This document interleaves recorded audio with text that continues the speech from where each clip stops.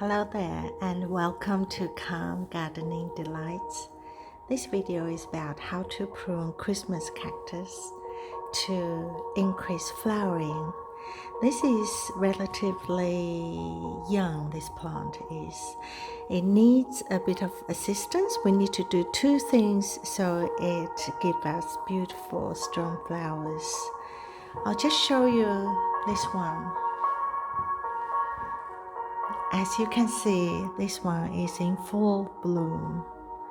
I pruned this about 5 or 6 weeks ago. And by the way, this plant is said to be a good luck plant. It symbolizes good luck and good fortune. Let's come back to this. Now, we are in April, by the way. It is in Australia.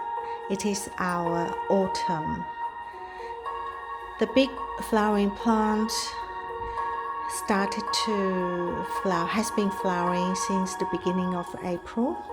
And this one, I'm hoping it will flower in June, okay. I have been doing some regular pruning and I'll just keep an eye on it. But I haven't done the second thing, which is to put the plant in a room that receives 12 hours of darkness. I want to stage my Christmas cactus so I get flowers in April, May and June and possibly into July. Okay, now I'll just show you how to prune.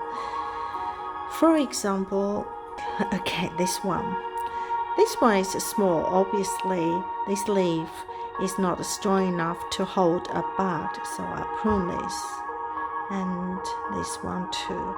Now this plant is not toxic, so I'm just using my fingers. Okay, now this leaf looks quite big, but when I feel it, it feels soft, and whereas the next one down is strong to the touch, so I'll actually prune this one. Okay, hopefully you get the idea, and let me know how you go with yours. Happy growing.